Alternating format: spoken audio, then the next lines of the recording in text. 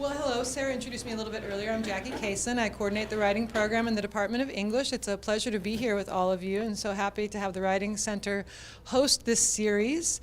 I want to introduce Dr. Terry Kelly from the Department of Philosophy and Dr. Bill Myers from the Department of History, who will be speaking today. One of the things that has motivated this series is that we understand when we talk about writing and what makes a good writer, we often just talk in universal terms about these things that cross all contexts, and we think that you have to do these things. But the more we work with writers and the more we think about writing, we understand that what constitutes good writing and effective writing depends on the context, very much so. So we've organized this series around different kinds of meta-disciplines that inquire into different questions, and they have different rules of evidence. And just some of the pursuits that they have would vary across these. So for today, we're looking at disciplines that use a lot of source materials, whether that's from history or philosophy, and they work with these sources and create arguments of their own. And we'll hear a lot more from the practitioners in the field. But welcome, everyone, and I hope you enjoy. We'll begin with Dr. Terry Kelly. All right, thanks. Hey, well, thanks for letting me come today. So I'm going to try to give you Jackie, sent us these prompts earlier, and I take it, so part of the point is to get into the ethos of the workshop of the philosopher, what makes the philosopher tick, because we're very strange creatures, right? And so for your students writing for philosophers, it's important to know who these strange people are.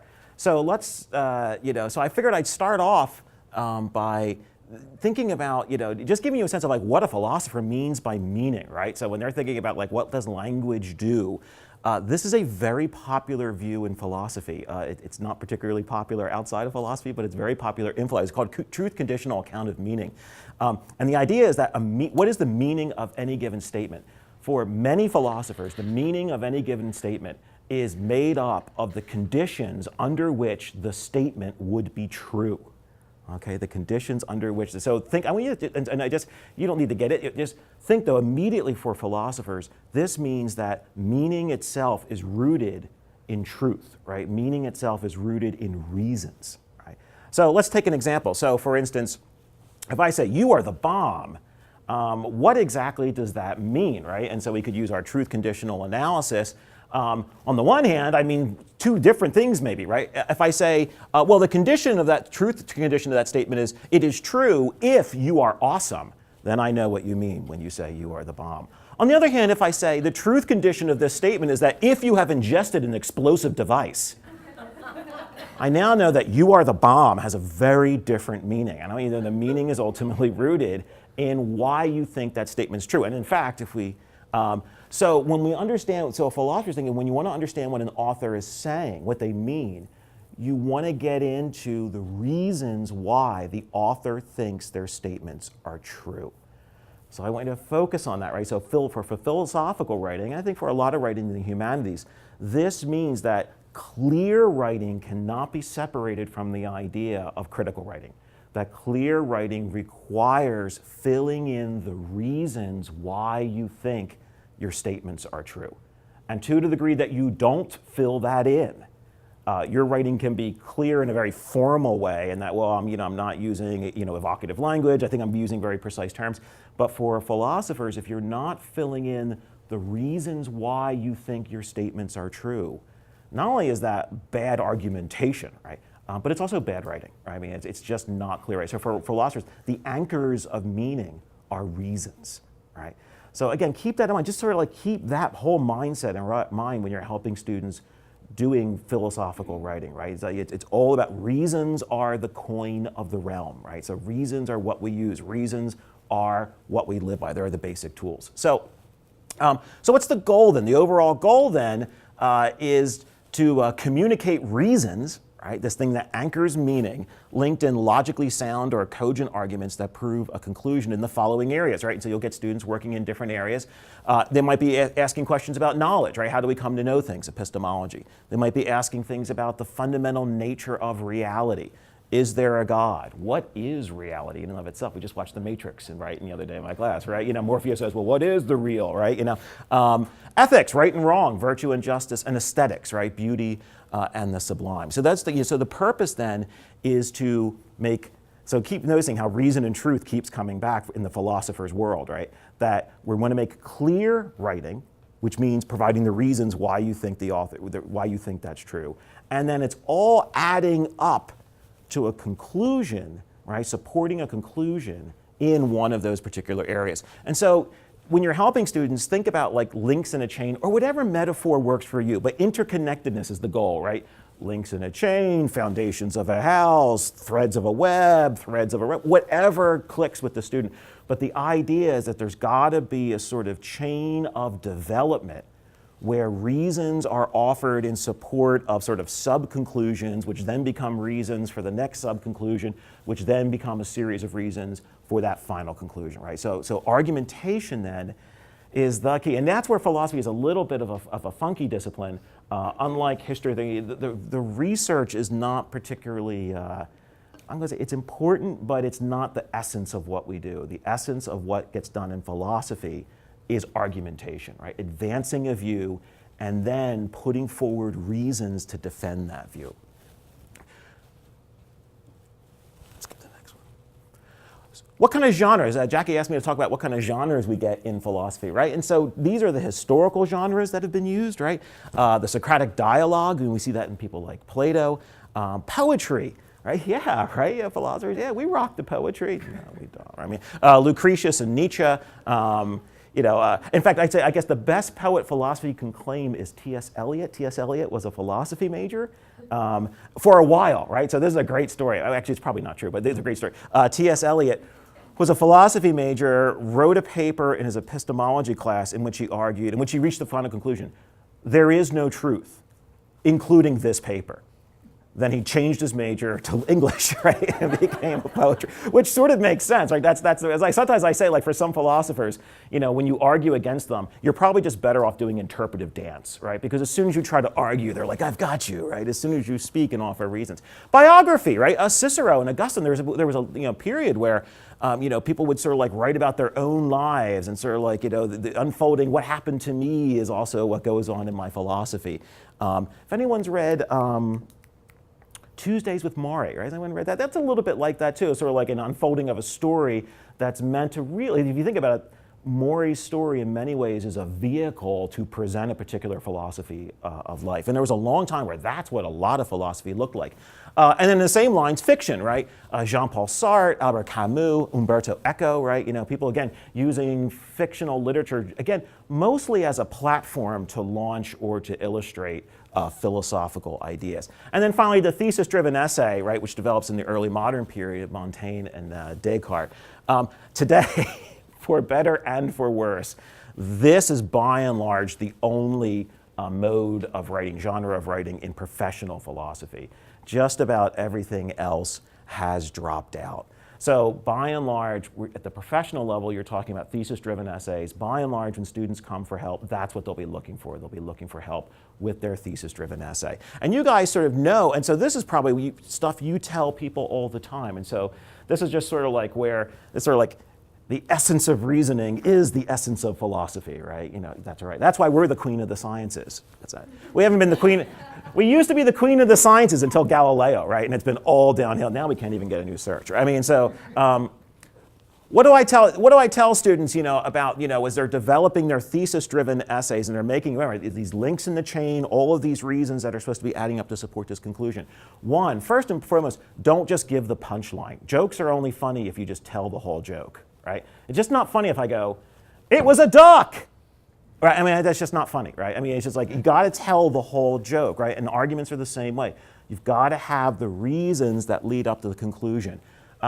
Think about Luke in that trench on the Death Star. Stay on target, right? And so avoid what I call thesis drift, right? It's easy to go on these tangents. And without doubt, this one here especially is a do as I say, not as I do, because when we have students read the great sources in philosophy, and this is going to be a problem your students will have as they read traditional sources, which to some degree philosophers love to have people read these traditional sources. The instructor is often expecting students very much not to write the way these great figures in philosophy have written, right? So great figures in philosophy love to go on tangents, right?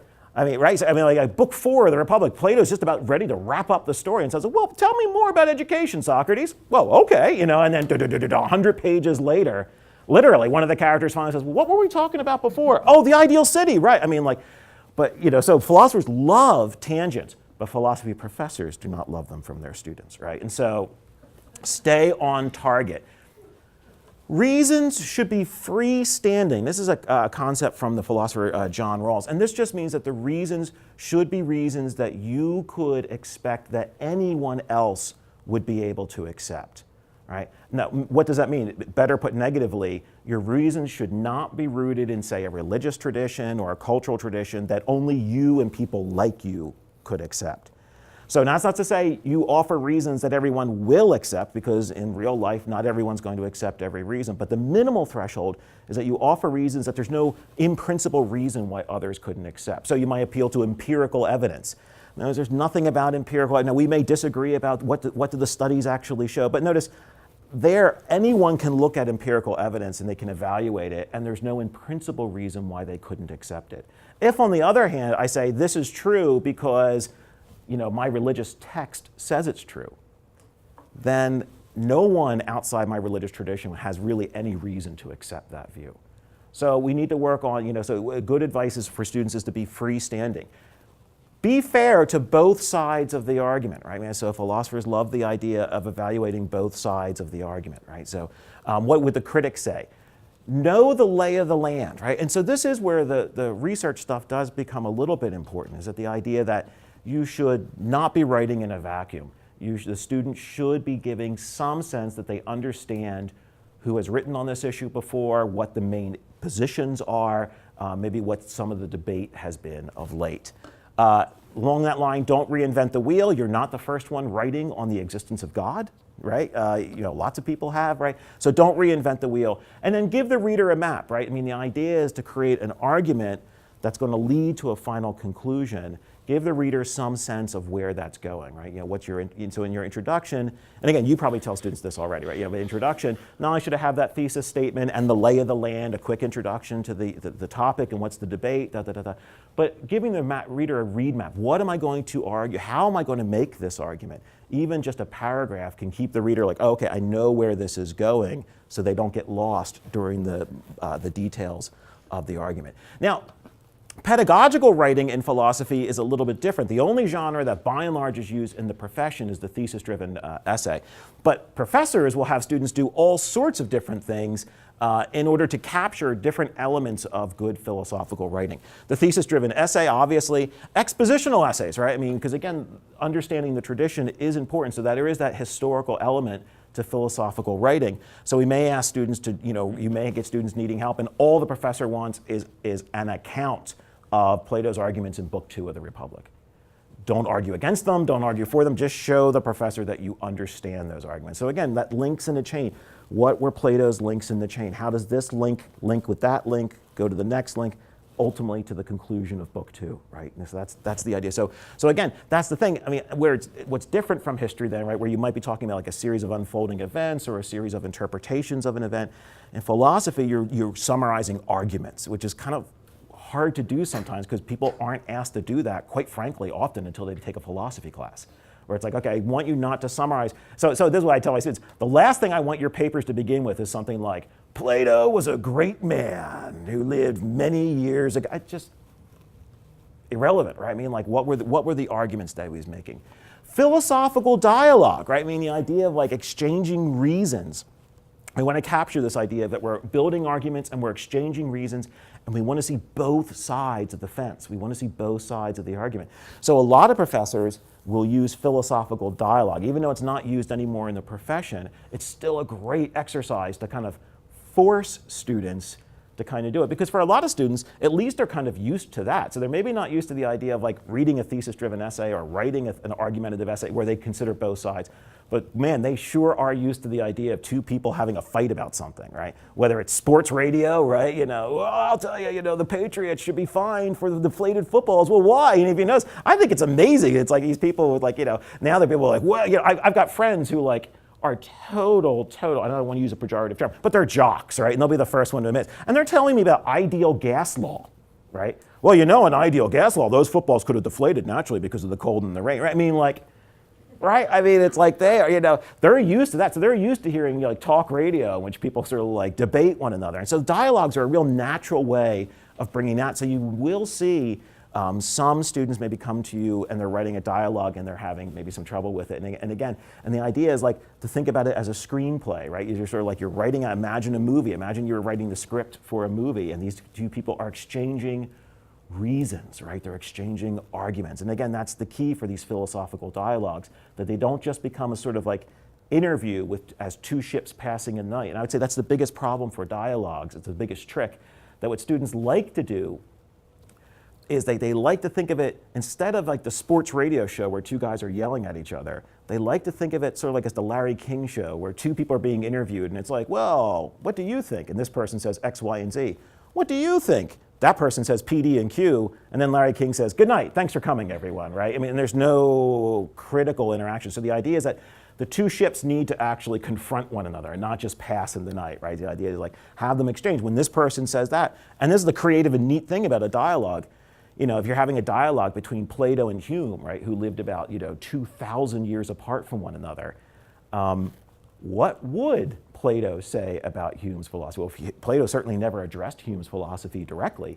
And so you got to be a little bit creative. Given the framework that I know, the things that Plato believes, what reasons would he give for or against what he has just heard, right? So you'll see this one a lot, even though it's not used as a, and then reflections, right? You might not have students come to you to help you with reflection papers. But reflection papers, you know, the standard for reflection papers is really low. The idea is just sort of like to help students start thinking about this issue, right? And so this is often the creative part of philosophy. So it's sort of like, I want you to write a reflection paper on, you know, these essays that we read on abortion, and the idea really in that case is often just to sort of say, and unfortunately this is what students often think philosophical writing means. I sit and I reflect, and then here's my take on reality, right? Everything, and they write like an opinion piece, right? You know, there's not much argumentation. It's mostly based on my perspective. It's fairly creative. And that's good for reflection papers, but I'd say one of your key challenges is getting students to think that's not the appropriate way to write most philosophical assignments. Most philosophical assignments need to be a lot more rigorous than that. They need to be rooted in the whys, those arguments, those reasons. So it's not enough just to say, well, I believe X, Y, and Z. It's not just sort of like, you know, a statement of faith or a statement of opinion. It's a statement of argument. So this is why, so when students often ask me, I'm like, am I giving my opinion? And I say, well, I don't really like that word. You are giving your reasoned judgment, right? Your reasoned judgment, right? Or your reasoned conclusion, right? Depending on how you define opinion, that might be your opinion, right? But philosophers often make a distinction between opinion and knowledge, right? And they'll precisely say a reasoned conclusion is not an opinion. An opinion, by definition, is a conclusion without rational support, right? So keep that in mind, right? That's what a philosopher means by opinion, right? And that one goes all the way back to the beginning. One of the very first distinctions in the Platonic dialogues is between opinion and knowledge. And knowledge is a conclusion rooted in reason, right? An opinion is a view not supported by reason, right? So now reflection papers are often filled with opinions, and that's often okay. We're just trying to get students to percolate, just like, you know, get some ideas kicking around in their head. Because for some of this stuff, it's like, there's some real trippy moments here, right? You know, like there's classes I walk in, you know, I'll say, hey kids, can there be a box with no sides? Right? Or if there were no events, would time still pass, right? And we really do have these, I call them pass the bong moments, right? You know, where it's like, oh, get that off the tape, right?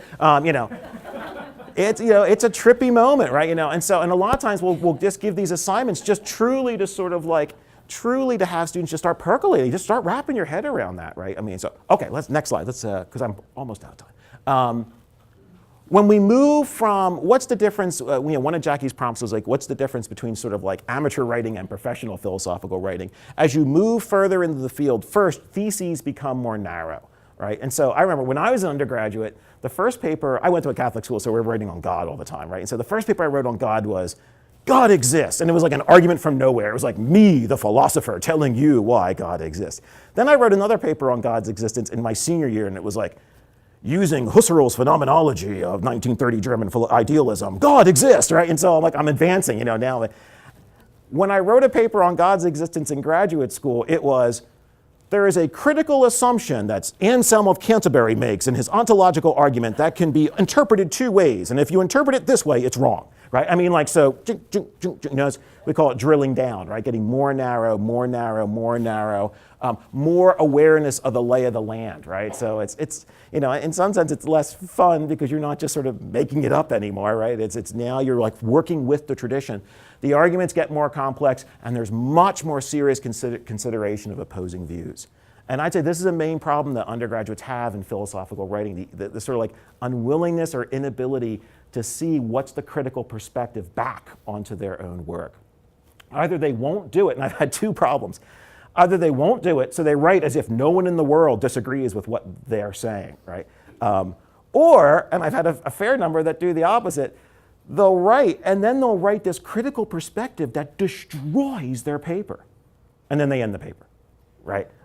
Both are bad, right? And so we want to see both sides of the argument. What I like to tell my students is, for my term papers, they have to have one section of the paper must be a critical response to their arguments thus far, right? And so they have to have like some sort of stock line like, well, a critic of my view might say, right? Or a critic of this argument might say.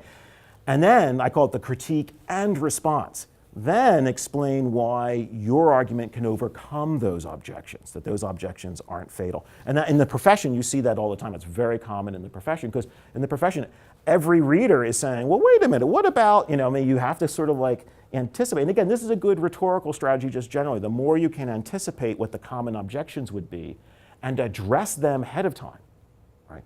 It gives the sense to the reader, like, oh yeah, this person's really thought it all through. To the degree that your argument is one-sided, it sounds like a rant, right? And it gives the reader an easy out. The reader's going to say, well, what about objection X, right? And then they go, well, I guess you can't answer that. But if you've addressed objection X, then they're like, oh, okay, yeah, you've really thought it out. What are some keys? So these are the keys to good philosophical writing, and I would just, I don't like to teach through a negative, but Jackie said negative examples might help, right? And so, so what's bad philosophical writing? Conclusions that don't have support. Thesis drift. You started writing about one thing and then you ended talking about something else, right? Get that all the time.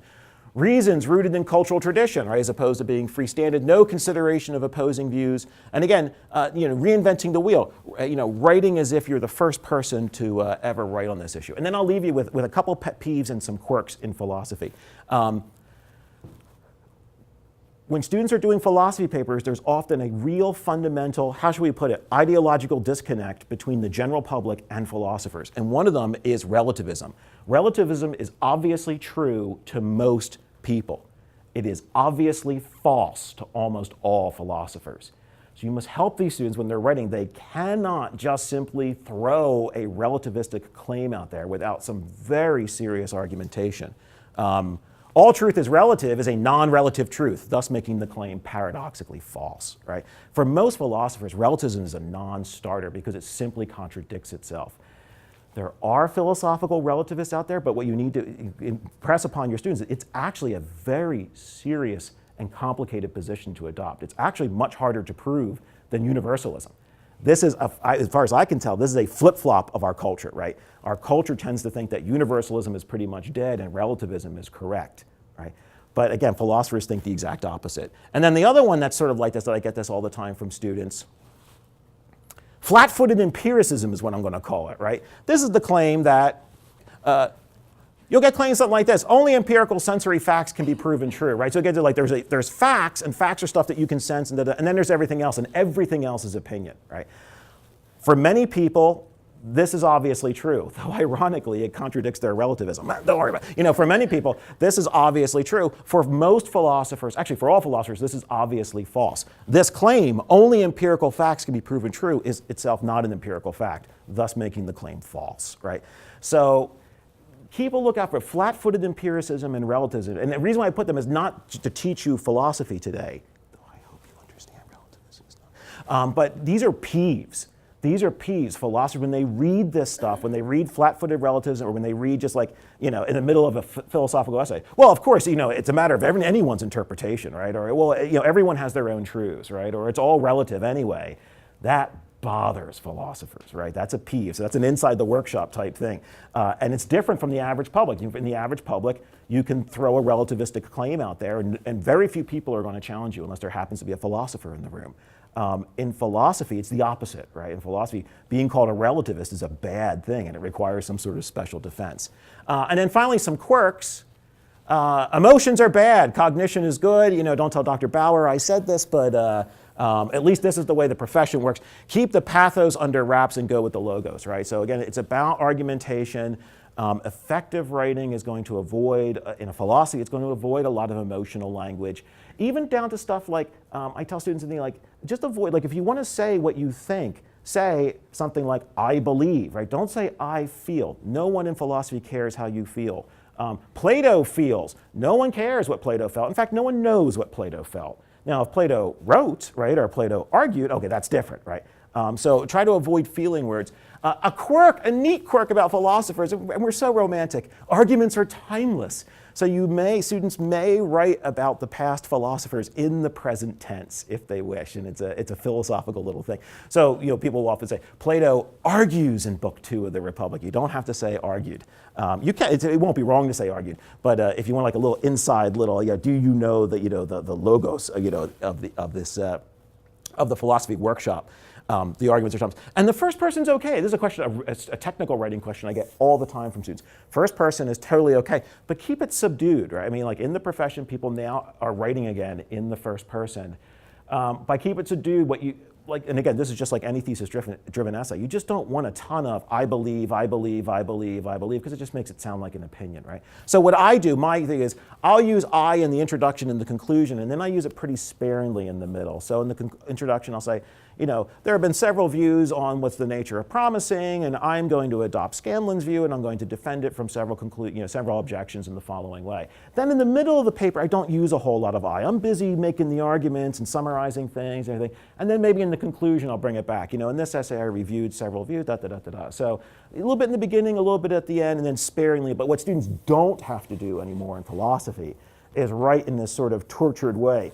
It will be shown in the following essay, right? They're just like somehow like objective God's eye third person perspective about as if the essay is a thing in and of itself, right?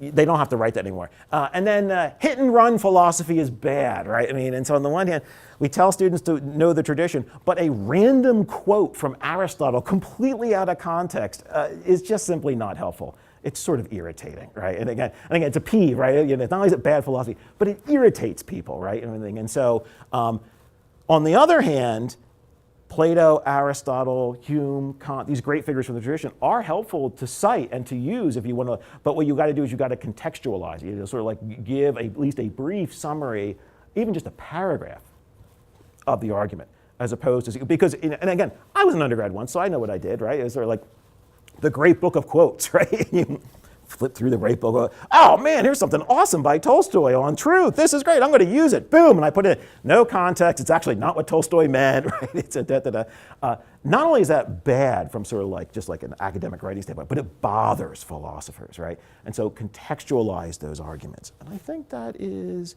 it. So thanks a lot. I'm sorry I went over a little bit, but thanks.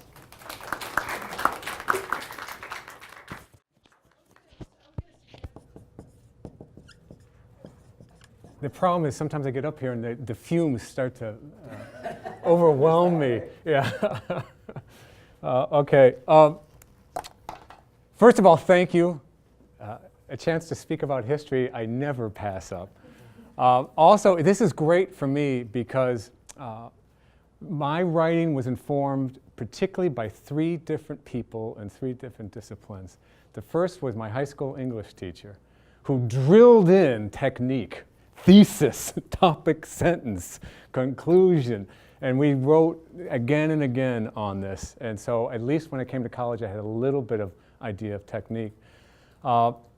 Then I had a philosophy professor who blew my mind, as they tend to do. He destroyed my entire worldview and then built me back up over the course of the semester. But one of the things he did was do an informal approach to logic. He actually moved from the mathematical to informal.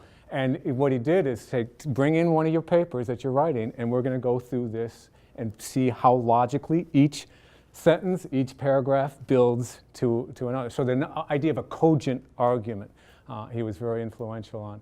He, by the way, was also a chain smoking in the classroom in the 70s, Pall Mall filterless. So you have no idea what it was like back in that day. And then my history professor in Western Civ actually sort of combined all that, but with a historical argument, a historical thesis, and how to build that. So it's great to be with a philosopher in English and then representing history here. When Jackie sent over the early instructions, some of which I'm not going to follow, as I'm a bad student. Yeah, they were flexible. But there was on these meta-genres. And one thing really caught my eye. There was the sort of this one on the response to academic situations, call for problem solving, so business plans. There's another on empirical inquiry that was laboratory reports and research. And then there was apparently where history fit, which the goal of research typically does not have extrinsic value, such as solving practical problems or investigating hypotheses. So the historian in me is like, we do have extrinsic value. There is practical application. And I would actually argue that, and I'll use it with the case of the Holocaust, but Holocaust studies it did have application. The Holocaust Museum, the United States Holocaust Museum, is partly built out of the kinds of material and the kinds of arguments and the kinds of responses that historians had generated, and so have genocide study programs and genocide prevention programs. So I do think that we're just not writing sort of in a vacuum, but that's my plug for history there. One of the things about history, and what I'm going to do is actually maybe not be quite as practical as Kelly, but I want to sort of talk about the nature of history, and then I'll give you an example of how it's done, and then talk about some of the practical advice I might give to students. It's both a science and an art, and that's what makes it, for me, really great. But it's problematic. For example, at this university, we used to be both history of Western Civ, for example, could count for a social science credit in the general education, or it could count as a humanities credit back when I first came here in the 90s. Then we were forced to choose sides. We couldn't have history count as one or the other. We had to choose one. So we chose the humanities, but we still think we do both. And in the science point of it, it is an empirically based discipline. It does rely on evidence. The evidence are sources, primary sources, which are documents written in a time period by the people from that time period. So they can be diaries, they can be government documents, they can be letters back and forth, memoirs, diaries. They can also be physical evidence, architectural plans, physical buildings. Biology is actually making an inroad in terms of what it tells us, particularly if you do ancient history. So all kinds of primary evidence. And the historian works with that evidence, building an argument off of this evidence, using that evidence to try and discover meaning, and building an argument that is based and supported by that evidence. You develop an argument, you draw conclusions, it has to be supported. You can't just make it up, right? So there's some similarities, as I notice at times, what was being said here. The questions we ask in general are sort of like what reporters ask, right? The 5 W's, what are the 5 W's? Yeah, because I forget. Yeah, who, what, when, where, why is probably the one that historians ultimately that's the one we're really intrigued in. The other ones get us to the why. The how I throw in there as well. It's kind of what and how. But sometimes the where and when becomes very critical at getting why, and I'll try and show that with the case of the Holocaust. So there's all this evidentiary, empirical-based science to it. However, it's also an art, right? In the 19th century, the historians, the German historians who sort of invented the field, tried to say what you're doing is trying to sort of reconstruct the past as it happened, the past as it was. And even before postmodernists came and told us you can't quite do that, there was a sense of, can you actually fully know what happened, right? If an accident, car accident happened right out here, right now, would we all get the same story about what happened? All right, if I took your statement and then I had that statement and then we wrote it up, I'd probably get multiple views of what happened and what they saw. So there is this notion of the art of reconstruction of the past. It takes empathy and imagination. There is an act of imagination, of trying to put yourself into the past, put yourself into these documents, and try and see what is possible, what might be a stretch, what might have happened. Context is critical, however. So it's not just simply an imaginative reconstruction. So it's not a historical novel. It is trying to root it in the past, in that time and place, off of evidence, but you still have to engage it with empathy, with imagination, and with the possibilities that it may not be the final explanation. So ultimately, what you do have are multiple interpretations in history. Multiple interpretations are possible.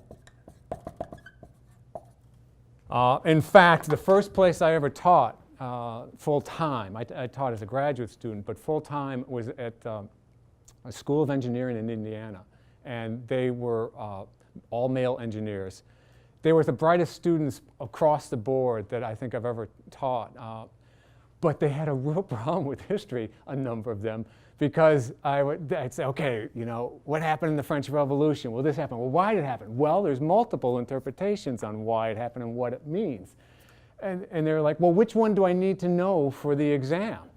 Because they were so rooted in sort of formulas in this, and it's like, well, what I'm looking for is actually multiple causation. In fact, Freud said history is overdetermined. It's multi-causal. And so that is one thing that students sometimes have difficulty with, is getting to that. On the other hand, like philosophy, it can easily say, well, if it's multiple interpretations, whatever I think, whatever I say goes. And it's like, no, it has to be supported. It has to make sense. It has to be plausible. You have to be able to develop this in a way that does make sense. And like your opinion, I say if I want an opinion, I'll go to Chilkoot Charlie and ask for opinion. But I want an informed interpretation, not an opinion. Let me give you an example of how history writing is done on the professional level, on something that a number of you might know something about, or at least be familiar with, and that's the Holocaust. And this one is a really good, because deniers aside, this is something, the Holocaust happened. There were these places and sites where massive numbers of people were killed. And so you can sort of prove that. But why, how, when, where, these are actually things that historians debate about. And so to sort of simplify the approach, I'll give you 4 different sort of approaches to it.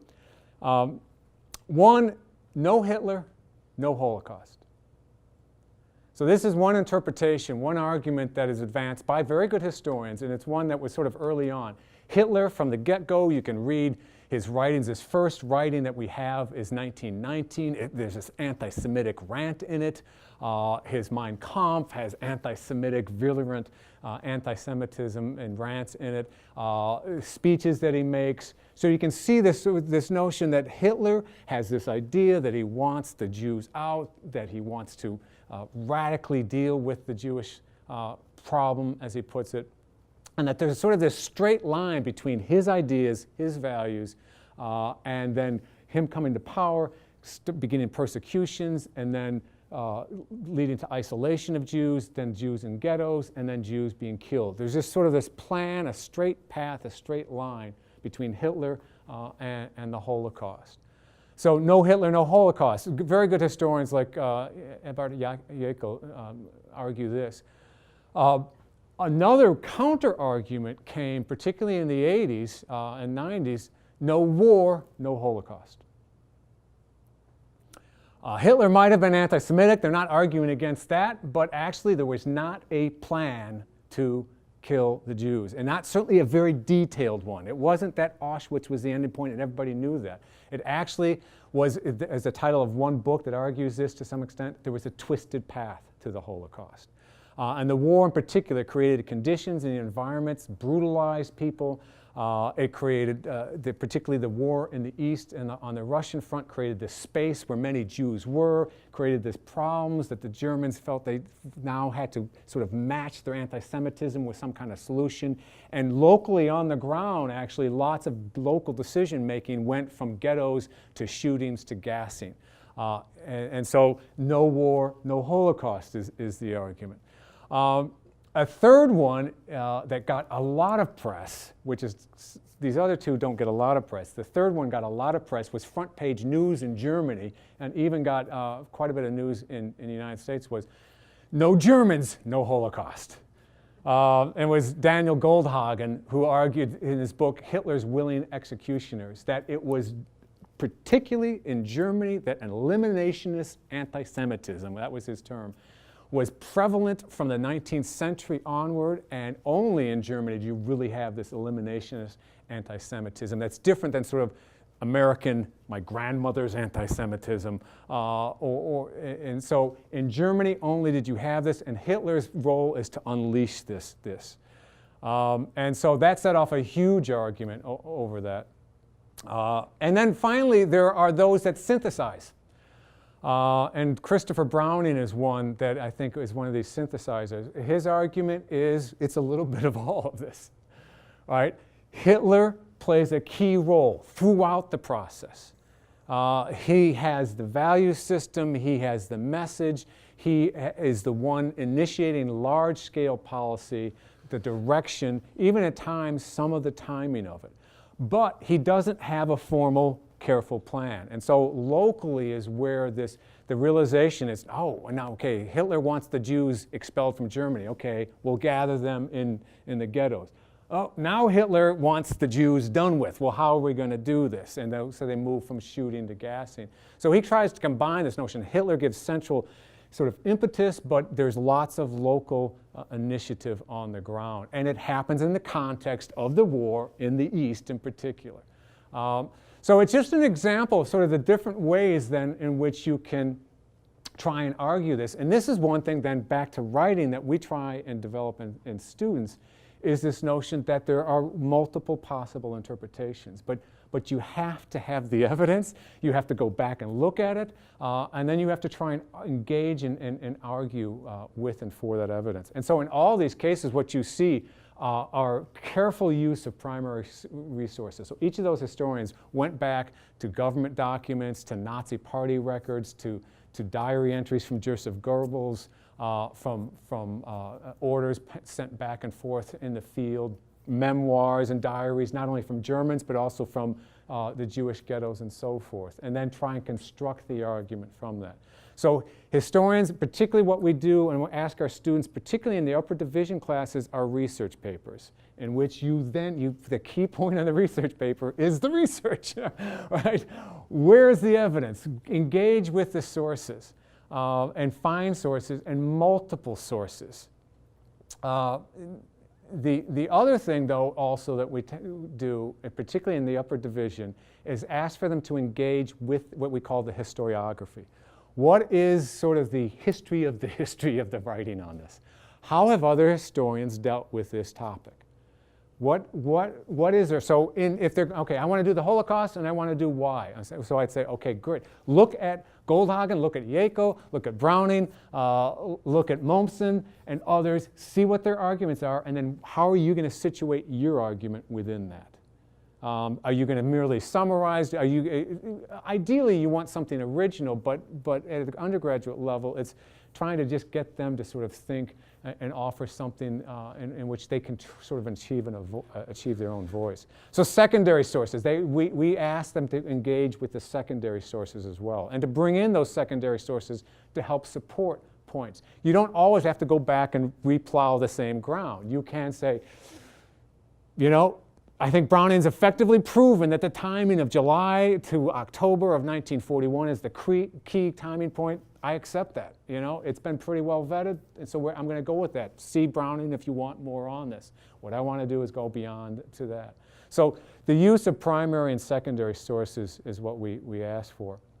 But in general, I would say what we are looking for is this notion that history is a dialogue with the past. It's a dialogue between the past and the present. We're engaging the past, trying to understand the past, and trying to bring it to the present in terms of what's significant, what is meaningful about it. I hate the notion, well, I shouldn't say hate, but the lessons we learn. I often have students in the first day in Western Civs like, why study history? And they walk out because I haven't convinced them.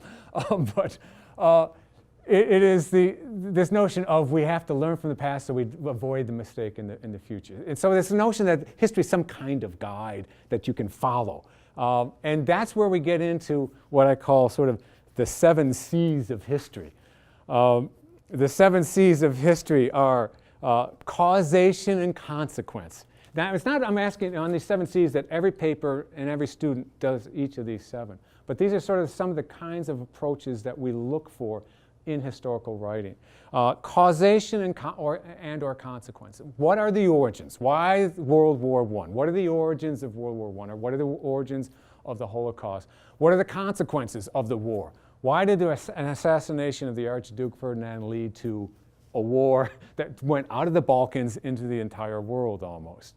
By the way, on writing, I had an essay back in Colorado that started out, I was on the origins of World War I. It was a history essay, in-class essay.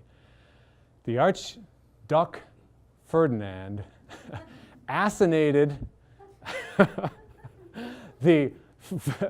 was assassinated by a pheasant who was a member of the Black Hen Society.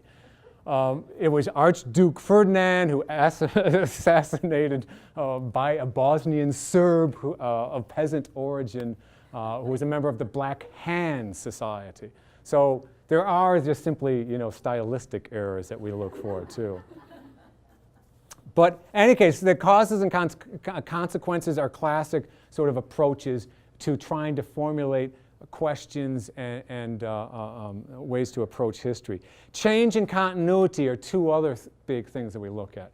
Change often gets sort of our attention, mine in particular. The French Revolution, heads roll off, there's an overthrow of regime, people in the streets, and so forth. But what often gets missed is what doesn't change.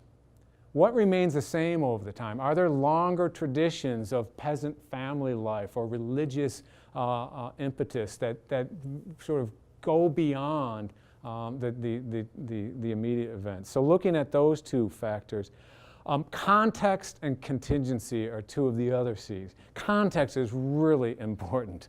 All right, what is the time? What is the place? Try and understand that person in that time and place. And Washington in his time and place. You can't, it's anachronistic to try and put temporary sort of understanding and meaning to some of this. It doesn't mean you can't judge them still. You can still be critical of Thomas Jefferson being a slave owner. You can't just say, well, everybody's a slave owner, so end of discussion. It's like, no, you can still be critical because he's writing on liberty, inequality. Where's the paradox? Where's the conflict? But be aware of the notion that he's not the only one. Contingency is also a really interesting one in terms of history doesn't have to happen this way, right? It doesn't have, I'll put it this way, in 2003, we faced a choice, all right? War in Iraq or not. Imagine history without going to Iraq. At this point, and what historians will do is like, okay, we went to war, and then this happened, and then 8 years, and 10 years, and these kinds of things, and we'll analyze what happened because the consequences of going to war. But you go back to 2003, what historians could also do is like, what was the debate around the war? And the contingent of it didn't have to happen. So what made it happen? is what's interesting to look at. And finally, complexity. The seventh C. It is very complex. It's multi-causal. It's often paradoxical. It's often ambiguous. I tell students that's probably the closest to history, but it's the most difficult to write about. If you're trying to write about complexity and paradox and ambiguity in history, it's going to be tough. It's often easier to make it a three-point argument, right? I remember trying to do a paper on Moby Dick and writing about the ambiguity of Moby Dick, and I got lost in it. And I should have just said Moby Dick is X, Y, and Z. But the reality is that it is very complex, and trying to be attuned to that. Let me just give you a few examples in terms of the advice and my own experience off of that, and what things we look for in history from history students at any level. Thesis, thesis, thesis, thesis. What is the point of this paper? What is your argument? It has to be clear, it should be concise. It's nice if you can have it in one sentence, although it can be a multi-sentence if it flows and it makes sense. But what is the argument? And that should be established in the first paragraph. The first paragraph, as an introduction, should set up what the problem is. If it's a book that you're looking at, if it's a larger research, what's the problem? What's the issue? What is your argument? So the thesis, this was my freshman Western Civ professor. This was back when we used typewriters too. I said, post your thesis above your typewriter and look at it every moment you're typing. Not just in the intro, every paragraph, how does this advance my thesis? So that's something in terms of thesis drift, you see that. And in fact, I often write on any level of paper, whether it's an intro or the senior thesis, you should have started where you ended. All right? All of a sudden, in the conclusion, they realize what they're writing about. And so that's why I tell them, give yourself enough time to go back and say, aha, I now know what I'm going to write about. I'm going to try and remarshal and reorganize so it builds towards this. And so the thesis and the argument, of course, the argument and development. Can you develop that then? You have a clear thesis, but can you develop that argument logically, coherently, cogently? And then support. Can you bring in the support for that? Each paragraph, developing a sub-theme of that thesis, where is the support to develop that? But not just simply bring in quote after quote from primary source or secondary source. Analyze. Why is that evidence you're bringing in significant? Why does it help build your argument? Style. This is something that I fear we beat out of students. And I fear it was beaten out of me. I look back at some of my undergraduate papers. I wrote with great verve. It's like, yes. And I would just, I'd really be looked to roll it. And so what? Evidence and argument, that's all. But wow, I'm really making a great. So we try to drill that out by analysis and careful support. But try and, you really want a voice. When you read something, what is it that captures you? The argument captures you, but voice captures you. And so trying to make that voice come out so they don't lose that voice. And with the voice is a notion of, and I tell students, what excites me the most is a mind at work, somebody thinking in there. So trying to develop that and encourage that. Technique and craft, not only that they should engage in it, but I argue and tell students that sometimes craft is a refuge, is a place to retreat to. The argument, you're not quite sure, your analysis is starting to break down. What is my thesis? Go back to simply craft, which is, here's the point, here's the next point, here's the next point. Sort of retreat to simplifying it. Make a simple sentence, make a simple paragraph, then you can build out from it. So the craft can actually be a place to sort of come back to. And the second thing about craft is it's a craft. Right? I used to think inspiration came for writing in a thunderbolt, and I would wait for that thunderbolt. And one time I thought, as an undergraduate, senior year on my thesis, I actually got up in the middle of the night and started writing. America, Brawley, and I went on in this great thing, and then then I realized, when I got the paperback, but you didn't say anything really. Craft is the notion that you practice continuously. I used to play basketball. When I didn't play basketball for a couple months, my jump shot went to hell, right? The same thing with writing. If you don't write, it's going to go downward. So trying to get people to continuously write. And on that sort of writing, sort of trying to encourage them to establish some kind of routine, some kind of discipline. I'll give the example on my dissertation, because I still am notoriously procrastinated. And on my dissertation, I vowed I was not going to get really behind the ball, and somehow I got myself 8 o'clock to 1 o'clock every day, 5 days a week, sometimes 6 days a week, writing every day. And just sort of churning it out, and then trying to realize, I might toss half of this, I might come back, but just get into that practice and that discipline of it. And along with that, students often have a hard time, where do I start? How do I start? My brother-in-law, who's a poet, says, start in the middle. You don't have to start at the beginning, start any place. But eventually then craft there should be a beginning, middle, and end in that order. It's not a postmodern film. And so for me, I still do it to this day. This is my first draft, and it started here, right? Because for some reason, putting it down on that full paper is too committal. So I start on the side, and I write all these ideas on the side, and I'm like, okay, now I think I can go into the middle of the page. So it's just whatever works for the student, just get them to try and write. Choice and commitment is another thing I tell my students. It is when you're facing, what should I research? Okay, here's my topic. Well, then what should I argue? How should I argue? You wrestle with this, try and be honest with it, but at a certain point, make the choice, then commit to it. And both intellectually try and commit to it with some honesty, but also then at a certain point, craft-wise commit to it. Okay, I'm not sure, but I'm going to. For this, I have a 3-point argument. I think I can make it work, and I'm going to commit to it and make it go through. And finally, I would say what I tell students, and it became my mantra going through school, was to read is to write is to read. Right? So when we have them do lots of reading. Every course, usually upper division, is about 1,000, 1,500 pages of reading. Engage with that reading. Start writing notes on it. I write in the margins. So as soon as you're reading, it should spark ideas on what you want to say and how you should write it. Then start to write. But when you start writing, it should lead you back either on research and analysis. What did they say? Do I need more research or not? So I would finally end with that Mark Bloch. This is one of the books I was reading in preparations for it. He actually wrote this in the trenches of World War I. He got a school notebook and started writing it, and it's on the historian's craft. He says that objectivity is sort of our guide. We try and be objective in history, but judgment is inevitable.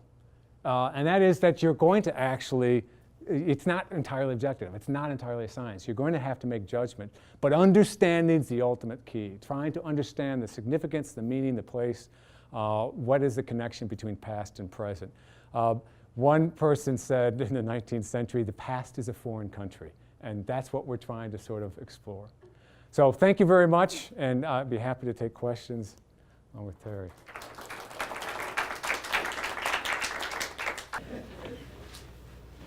You guys want to both come? You might come out a little bit more. You know, one thing, We can keep you in the frame. one thing I might add that I sort of meant to say, because this is the other major piece of advice that I give students when writing, and the writing folks might really hate this and everything, but it is something, at least for philosophy. I tell students, never think and write at the same time. Okay, never think and write at the same time, and that a really nice way to write a coherent, argumentative paper is to outline it first, right? Is to do an outline. So just sort of like thesis, bullet point 1, bullet point 2, bullet point 3, and then think, how does this bullet lead to that bullet, lead to that bullet? And if it doesn't, then stop and philosophize, right? Like, well, how could it connect? Is that just not going to work? I mean, and so in other words, and then that way, when you start writing, the philosophy is already done. You've already got the argument all mapped out. In fact, back in the day, and I used to write this way, back in the day, I would use the back of desk blotter paper, so like a poster, and I would have whole essays, including I would write out the quotes I was going to use. So like, I'm going to use this quote right here, and I would write it out and put the citation there. And then when I sat down to write on my typewriter, right, I would put the desk blotter right in front of me and I'd be like, okay, section 1, thesis, dot, dot, dot, dot, dot. And then I would just focus on how do I write this well? How do I write this clearly and persuasively, getting me from one bullet point to the next one? How do I contextualize my quotes well? How do I transition well from one paragraph to the next, from one section to the next? That way it was all done, because in my experience, now again, most professional writers in philosophy don't write that way. They draft, right? But in my experience, undergraduate students will not, by and large, take the time necessary to do the multiple drafting process. They want to do 1, 2 drafts tops. And in my experience, doing the drafting process takes at least a half dozen drafts, because I do the same thing. I start off with, like, in the mid, wherever, and then I often realize I get to the end, oh yeah, that's these last page. This is actually what this paper is about. And I basically need to go back and redo 60% of it.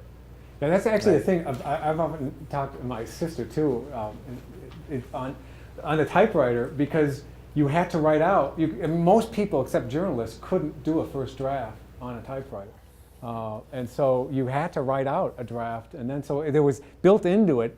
And then when I started to, I wrote actually my first chapter of my dissertation that way.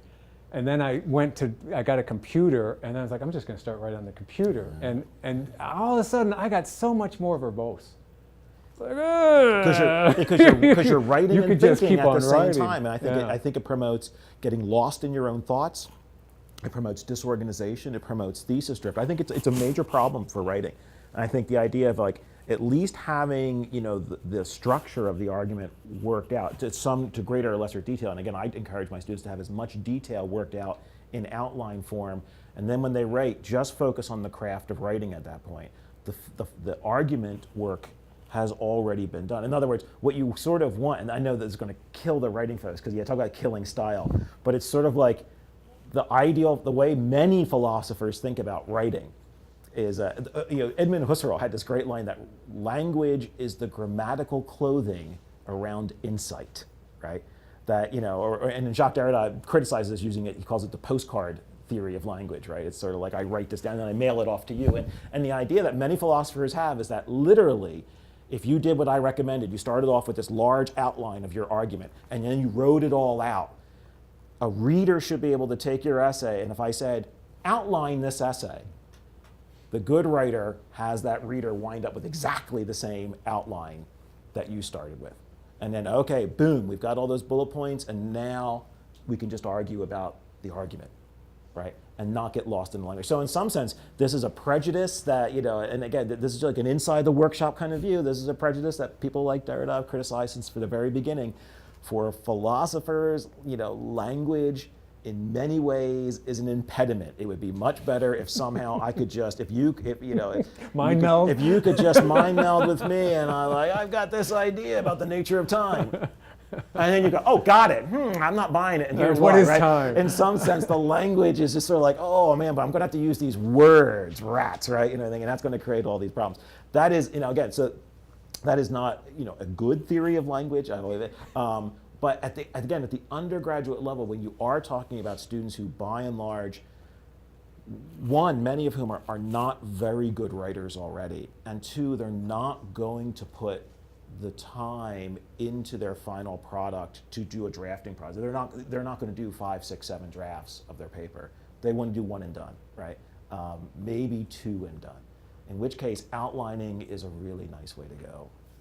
Yeah. Is your last name Myers? Yes. Myers? Okay. I just had a Bill's question about the use of I in your papers, especially with the context of historiography. And that, do you think it's important for students to clearly define what's their opinion versus what is, factually supported by evidence? It's a good question. And in fact, it's a debate within our very department. There are a few of my colleagues that will just absolutely never use I, never use first person. I'm much more flexible. I'm a middle child, so I seek the middle way. But I try and tell my students, you should be writing so authoritatively that it's not a question that it's you. You should be able to write in such an active, engaged manner that it's clear this is, you're right. Well, Goldhagen argues that Germans are the cause of it, and Jäkel says it's Hitler. but clearly it is both. So you did not have to use I. You just, well, yeah.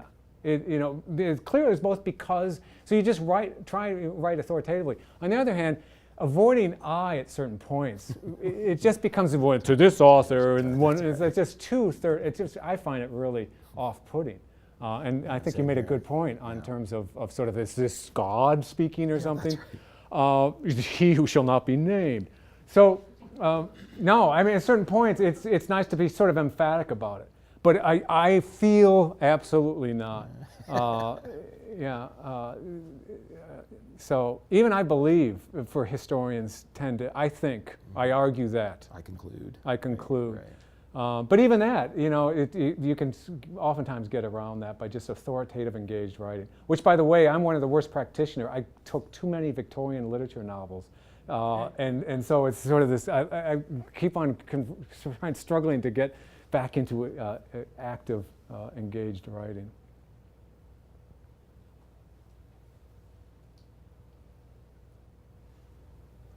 So as a kind of follow-up to that question, I know in philosophy you use the direct address a lot of times.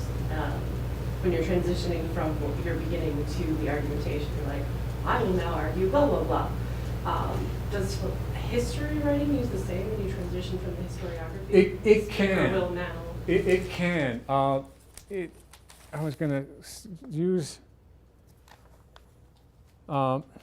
This is Browning's article, so I was going to actually read to you, but I thought, well, that might be pretty boring. But he says, it is my contention that neither of these approaches adequately explains the ghettoization policy. To examine these articles more closely, I will take an example of these two large ghettos. So he says, now I will do this. So he does, and I'll set up, I'm going to look at these two. So it's often, what they'll do is present the problem, present sort of the historiography, large historiography, this is how it's been approached. I'm going to present this third way, and here are the kinds of examples and areas I'm going to investigate. And so, yeah, you can lay that out. Laying out the pathway for the reader is the good. roadmap, as I call it, the roadmap. So right. the reader sort of knows. That way, if the student does sort of digress or the writing, the argument sort of breaks down, at least the reader sort of knows where they're going and what the ultimate destination is supposed to be. I was talking to a colleague today about this. What would you tell him? It's like the 3-part thesis. Especially for the intro level, it's kind of like, okay, your thesis, okay, I have them write a paper on Candide. And what it reflects about the Enlightenment. And so students have it was like, well, okay, is it about liberty? Well, is it intellectual liberty, religious liberty, individual liberty? Okay, there's a 3-part thesis, right? And then you have 3 separate areas. Here he is on religious liberty. Here he is on intellectual liberty. Here he is on individual liberty. And so we try and say, well, yeah, you can break this down a little bit on your thesis to make it, again, technically sort of easy to get at. Yeah. I am glad to hear you say that, because sometimes students report to us that they've been told not to have that explicit forecast statement, but you just have to look in the literature, and it's there It's all the standard, time. actually, It's always there, and I love it when I'm reading it. It's so funny that the article I brought in as a sample to potentially read was an article by Thomas Scanlon on the nature of promising, and the end of his introduction is almost the exact same, right? He surveys the problem, gives some literature, and then says, I've come to see this view as unconvincing, and I'm going to, and then he kind of like gives a quick little roadmap. The one thing I do tell students in terms of that is that I say this is not a wise way to go, but if you are a good writer and you've got a good handle on your argument, a neat way to do philosophy is to give no roadmap, no thesis statement, and basically the conclusion at the end of the paper is the thesis. In other words, so I call it the surprise attack paper, right? And this actually can be very effective when you're writing on things like abortion and affirmative action, because if you come out up front and say, I'm going to basically argue, let's say, a pro-life position, then about 50% of your readership is now a hostile readership, right? And so it might be more savvy to say, hey, there's been this debate about pro-life and pro-choice. Let's take a look at a number of concepts here. Oh, yeah, there's this concept of personhood. No wonder if boom, therefore abortion's immoral. end of paper, right? And by then the reader might be, oh, damn it, right? I would have stopped reading if I had known this is where this was going, right? And so I call it the sneak attack paper, and sometimes it's an effective way to go. But it is dangerous because without having given the reader the roadmap and without yourself basically having anchored yourself to that, it is easy to lose your way. In other words, easier to have the reader, AKA your professor, being like, what the heck is this paper even about? And then the reader sort of gets frustrated. But if you were clear and you've got a good handle on the argument structure, you can do that. You can sort of, and especially in ethics and controversial issues, it's a nice way. You just sort of like thread the reader along, thread them along, and then bam, given all the stuff that we've set up to now, it now follows. Here's my controversial conclusion. Yeah. You don't want it to be a surprise to the person writing it. Yeah. So I would say, Oh no, quite the opposite. It's almost like chess. yeah, right? It's like right, you must right. very, So very that clearly would know where require this a is really gonna be. careful, and even then, sort of, it shouldn't emerge as a surprise that they got there. Yeah. So I know that you reiterated that asking the question why is really important in a history paper. So I was kind of curious to see if there was like an ultimate question in philosophical writing. Oh, well, let's see. Well,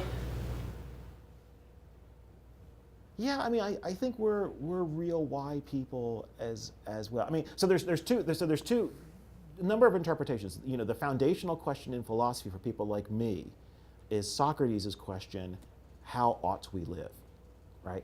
And so it's ultimately about, you know, and for people like me, all questions ultimately need to fuel back into that. So I too also disagree with the idea that we have no extrinsic value. You know, that why study, you know, the nature of knowledge? Well, because there's going to be a rubber hits the road moment when courts need to decide who counts as an expert or what kind of testimony is legal, or the National Science Foundation needs to fund certain kinds of things as science and other stuff doesn't get to count because, or is history a social science or not?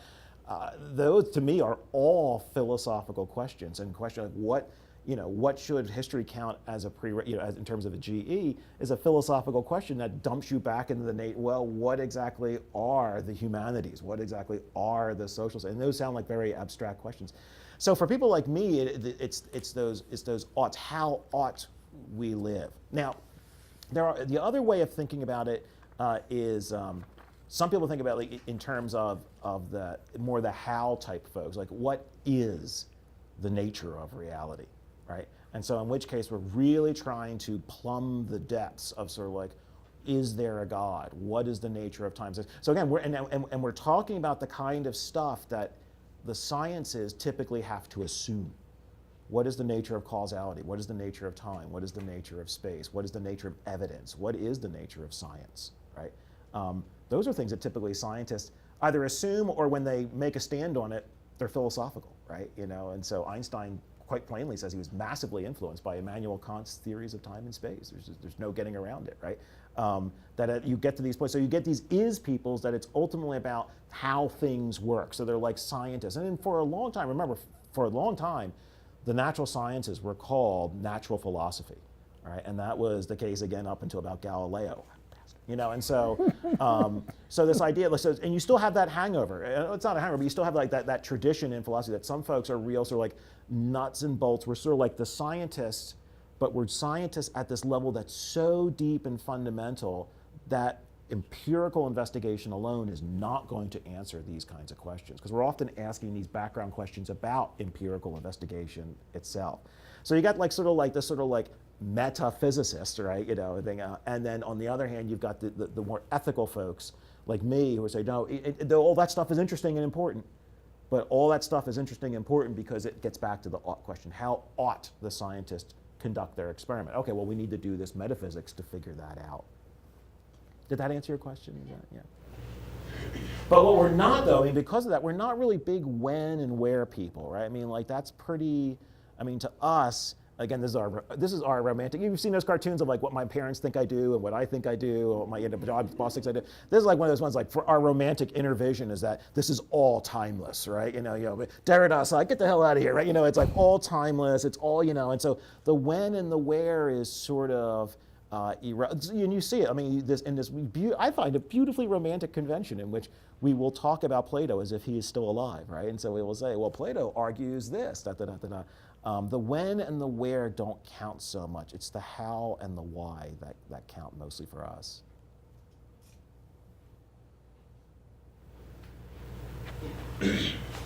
So I love that you both focused on content as what makes good writing in your disciplines. And so for a subject that's much less romantic, when you encounter students who have issues with clarity and correctness, I think it's often assumed that they'll get that in English courses. And if some of them have already passed the English courses and maybe they didn't get that in the English course, what do you suggest for students who have issues with correctness and these things? It was a history teacher in my first year who pointed out all the issues I had with correctness and kind of challenged me to try to correct those, but I didn't get a lot of direction as to like what should I do to correct them. So That's a good question, because we do point them out, and partly I think we hope that by pointing them out they become aware of it. You know, I mean, some of it I think is very correctable. Just simply, you know, the it's, the possessive it's one is one that's constantly, and then other ones too. Like I find consistently are either sentence fragments or run-on sentences or incomplete sentences. And then I just tell them, I think for most of them, it's a case of they're just not being careful enough. You know, read this, you know, come into my office and read this sentence to me. That's not how you talk normally. Read it to your cat. You know, read it to somebody, and most of the time you'll get that. But for those that are really like, how did you slip through? I think I'm not sure, other than like, well, you go to the writing center and go back. You want to tell them, did you actually pass? Some of them are transfer students that then have taken an English that's passed through some, you know, so this is an issue that Jackie and I have been working on in general education. How do you, those that have kind of slipped through the cracks, what do you do? How do you try and deal with that? And I have to admit, if I was influenced by being at a small liberal arts college. I try and run my classes that way, but I have large sections. I teach in the intro level 45 students, and I try and do them, each of them 20, 25 pages of writing a semester, and it's like, you know, and if I have 4 classes, it's like a lot of grading. So I don't actually have them do I have them do more writing, because I think that they can learn by constantly doing it and then giving me feedback, my feedback. So I don't know. Ultimately it's a good question. We send them down here and hope they learn it, and then hope through practice. But those that are trouble, you know, have trouble with it, I'm not sure. How did you? What was your experience? Where did you find out? A lot of on my own studying and reading, and then I finally got an upper level English course that helped me a lot. But they just broke it down and gave you the and then sort of practice actually helped a lot too. So that was. So it's true. I know. I write, you know, in bad handwriting on the papers, and I think sometimes, wow, I'm probably just overwhelming them with so much stuff and feedback. So maybe I should do less or not. But it's hard to, you know, you want to have this conversation whether or not you're beating them down as a student and or helping them. I'm not sure. Yeah, I mean, it is a problem because the English department on campus is very weak, and it doesn't do a good job. No. Just a little bit. A couple things. You know, I gave a little handout like how to write a philosophy term paper, and one of them is you have to finish the paper early enough that you can have someone else, not you, read it and help you edit it. Right, because when you're reading stuff, it just sounds great, right? When we know from study, right, that your mind will literally insert words that are missing, right? And so self-edit, and I know this. I mean, I am awful at self-edit. My mother-in-law edits my papers. Right? She's a former journalist, and I send her papers. And I tell her, like, that's not, yeah. And I was like, and that's not cheating, right? I mean, hell, I think what Ezra Pound, right? You know, who was the editor for Eliot, or was it? Yeah, right. I mean, and so there've been these amazing editor-writer relationships, right? I mean, it's not, you know, it's not cheating. I mean, you seek out a fellow classmate, your mom, anyone. I mean, I said the target audience for all my papers is a well-educated person who has not necessarily taken this class, right? So if they can't understand what you wrote, there's a problem. Or if they say, oh, this is a fragment, or this doesn't make sense, or I wonder what the verb could have been in this sentence, right? I think that will solve a lot of those problems. Also, I think a lot of that stuff comes from thinking and writing at the same time. I think that's a classic example where it's like you start writing in sort of like crypto phrases because that's the way we think sometimes. And so if you have the outline first and then you just carefully focus on the writing. And then I find, and obviously it's a big problem for your ESL and your ELL students, right? Because there it's not a lack of carefulness or it's not a lack of time and attention. It's just difficulty with the language, especially in philosophy where you get into some really abstract concepts, which are very, and a lot of philosophy is very conceptual analysis based, right? And there my attitude is simplify. For those people, I highly recommend outlining and then really focus on making the linguistic presentation as simple and straightforward as possible. Just really careful. What's this specific point you want to make? And that, because that's, having, I've studied in Germany and tried to write and I know the challenge that you spend tons and tons of time and you still hand in crap. Because, take that out. You still hand in crap because you're just language is just not there. You're only functioning at like 60, 70% of competence and you're trying to write a paper on Hegel. It's not, and there's like a conservative approach. You may want to like put this flourish or you may want to write in complex, no. At a certain point, if, as everybody, my attitude is like, if the argument, now again, this is the advantage of philosophy, like if the argument is sharp, I can write by and large, if all I've got is 7th grade German, then I'm going to write in 7th grade German, right? But I'll use technical terms from the discipline, but if the argument's really good, I'm going to be okay anyway.